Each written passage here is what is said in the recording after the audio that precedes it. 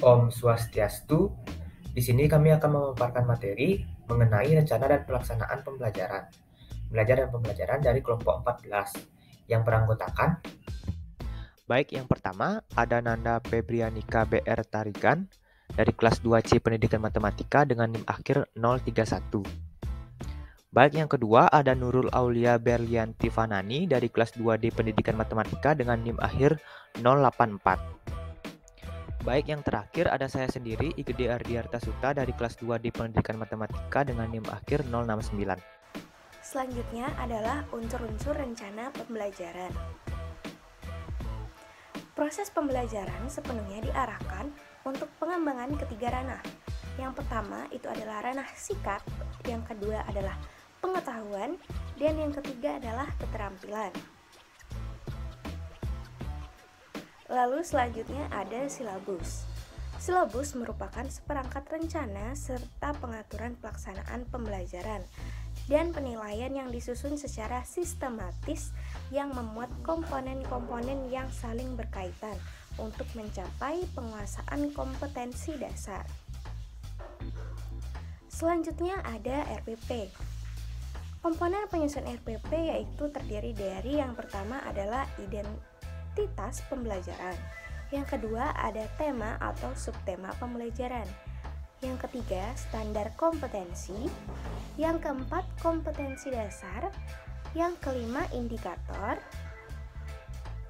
yang keenam ada tujuan pembelajaran, lalu ada materi pembelajaran, yang kedelapan ada metode, yang kesembilan adalah kegiatan pembelajaran, yang ke-10 media atau alat, bahan dan sumber pembelajaran, dan yang terakhir adalah penilaian hasil belajar. Adapun pengertian dari media pembelajaran.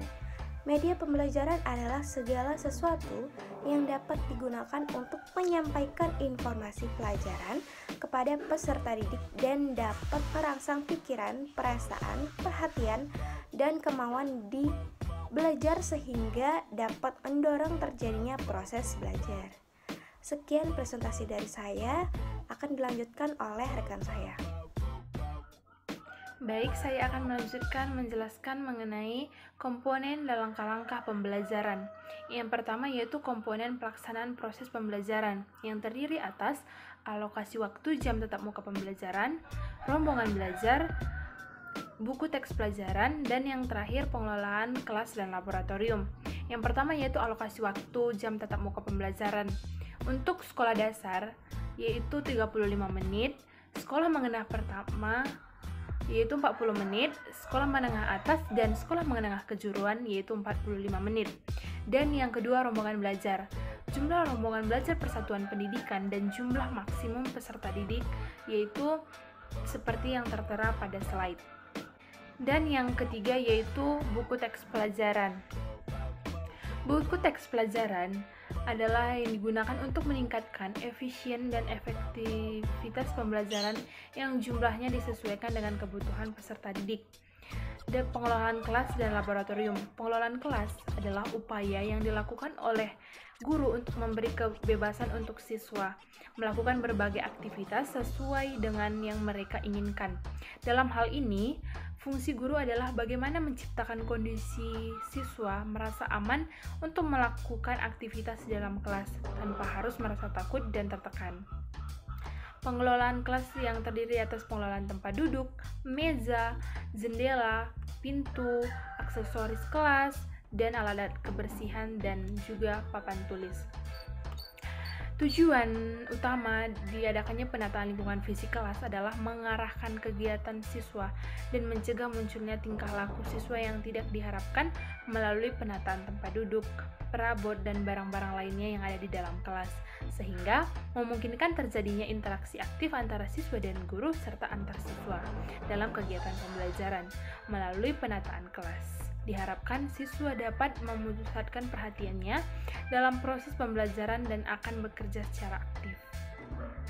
Baik, selanjutnya yang kita bahas adalah langkah-langkah pelaksanaan pembelajaran, yaitu langkah-langkah pelaksanaan pembelajaran terdiri atas 3 bagian, yaitu yang pertama kegiatan pembuka, yang kedua kegiatan inti, dan yang ketiga kegiatan penutup. Dalam kegiatan pendahuluan atau pembuka, di sini guru diwajibkan yang pertama menyiapkan peserta didik secara psikis dan fisik untuk mengikuti proses pembelajaran. Yang kedua, memberi motivasi belajar peserta didik secara konstekstual sesuai manfaat dan aplikasi materi agar dalam kehidupan sehari-hari dengan memberikan contoh dan perbandingan lokal, nasional, dan internasional serta disesuaikan dengan karakteristik dan jenjang peserta didik. Yang ketiga, mengajukan pertanyaan yang mengaitkan pengetahuan sebelumnya dengan materi yang dipelajari. Keempat, menjelaskan tujuan pembelajaran atau kompetensi dasar yang akan dicapai dan menyampaikan garis besar cakupan materi dan penjelasan uraian kegiatan yang akan dilakukan peserta didik untuk menyelesaikan permasalahan atau tugas. Yang kedua yaitu kegiatan inti. Pada kegiatan inti, guru menggunakan mode pembelajaran, pendekatan pembelajaran, metode pembelajaran, media pembelajaran, dan sumber belajar yang disesuaikan dengan karakteristik peserta didik dan mata pelajaran. Pemilihan pendekatan tematik atau tematik terpadu, scientific atau inquiry, dan penyikapan atau discovery atau pembelajaran yang menghasilkan karya berbasis pemecahan masalah atau project based learning disesuaikan dengan karakteristik kompetensi dan jenjang pendidikan. Pada kegiatan inti terbagi menjadi 4 kegiatan, yaitu yang pertama mengamati. Dalam kegiatan mengamati, guru membuka secara luas dan bervariasi kesepakatan peserta didik untuk melakukan pengamatan melalui kegiatan melihat, menyimak, mendengar, dan membaca. Guru memfasilitasi peserta didik untuk melakukan pengamatan, melatih mereka untuk memperhatikan hal yang penting dari suatu objek atau benda. Dan yang kedua, dalam kegiatan menanya, guru membuka kesempatan secara luas kepada peserta didik untuk bertanya mengenai apa yang sudah dilihat, disimak, dibaca, atau dicermati. Guru perlu membimbing peserta didik untuk mengajukan pertanyaan tentang hasil pengamatan objek yang konkret sampai kepada abstrak berkenaan dengan fakta, konsep, prosedur, ataupun hal lain yang lebih abstrak. Yang ketiga yaitu mengumpulkan dan mengasosiasikan. Tindak lanjut dari bertanya adalah menggali dan mengumpulkan informasi dari berbagai sumber melalui berbagai cara. Dalam kegiatan ini, peserta didik dapat membaca buku yang lebih banyak, memperhatikan fenomena atau objek yang lebih teliti, atau bahkan melakukan eksperimen. Dari kegiatan tersebut, terkumpul sejumlah informasi. Informasi tersebut menjadi dasar bagi kegiatan berikutnya, yaitu memproses informasi untuk menemukan keterkaitan suatu informasi dengan informasi lainnya, menemukan pola dan keterkaitan informasi, dan bahkan mengambil berbagai kesimpulan dari pola yang ditemukan. Dan yang keempat pada kegiatan inti yaitu kegiatan mengomunikasikan hasil, baik secara lisan maupun tulisan. Menulis atau menceritakan apa yang ditemukan dalam kegiatan mengumpulkan informasi, mengasosiasikan, dan menemukan pola. Hasil tersebut disampaikan di kelas dan dinilai oleh guru sebagai hasil belajar peserta didik secara individual maupun kelompok. Dan baik yang terakhir adalah kegiatan penutup. Dalam kegiatan penutup, guru bersama dengan peserta didik, baik secara individual maupun kelompok, melakukan refleksi untuk mengevaluasi. Yang pertama, seluruh rangkaian aktivitas pembelajaran dan hasil-hasil yang diperoleh untuk selanjutnya secara bersamaan menemukan manfaat langsung ataupun tidak langsung dari hasil pembelajaran yang telah berlangsung. Yang kedua, memberikan umpan balik terhadap proses dan hasil pembelajaran. Yang ketiga, melakukan kegiatan tindak lanjut dalam bentuk pemberian tugas, baik tugas individual maupun kelompok. Yang keempat, menginformasikan rencana kegiatan pembelajaran untuk pertemuan berikutnya. Untuk kegiatan guru yaitu melakukan penilaian, merencanakan kegiatan tindak lanjut dalam bentuk pembelajaran remedi, pemrograman pengayaan layanan konseling, dan memberikan tugas baik tugas individual maupun kelompok sesuai dengan hasil belajar peserta didik. Yang ketiga, menyampaikan rencana pembelajaran pada pertemuan berikutnya. Sekian materi yang dapat saya sampaikan. Untuk materi berikutnya akan dilanjutkan oleh rekan saya.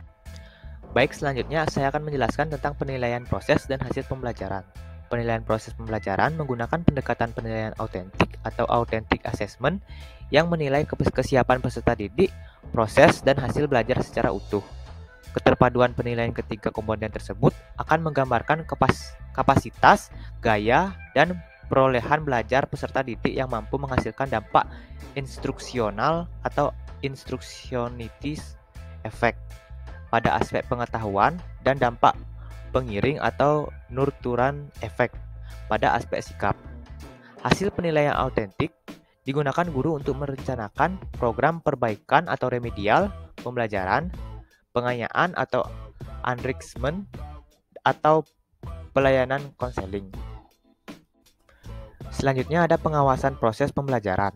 Pengawasan proses pembelajaran dilakukan melalui kegiatan pemantauan, supervisi, evaluasi, pelaporan, serta tindak lanjut secara berkala dan berkelanjutan. Pengawasan proses pembelajaran dilakukan oleh Kepala Satuan Pendidikan dan pengawas. Yang pertama, prinsip pengawasan, 2 sistem dan entitas pengawasan, yang ketiga, proses pengawasan. Terdapat 4 bagian proses pengawasan. Yang pertama ada pemantauan. Pemantauan proses pembelajaran dilakukan pada tahap perencanaan, pelaksanaan, dan penelitian hasil pembelajaran. Yang kedua ada supervisi. Supervisi proses pembelajaran dilakukan pada tahap perencanaan, pelaksanaan, dan penelitian hasil pembelajaran yang dilakukan melalui antara lain pemberian contoh pembelajaran di kelas, diskusi, konsultasi, atau pelatihan. Yang selanjutnya ada pelaporan.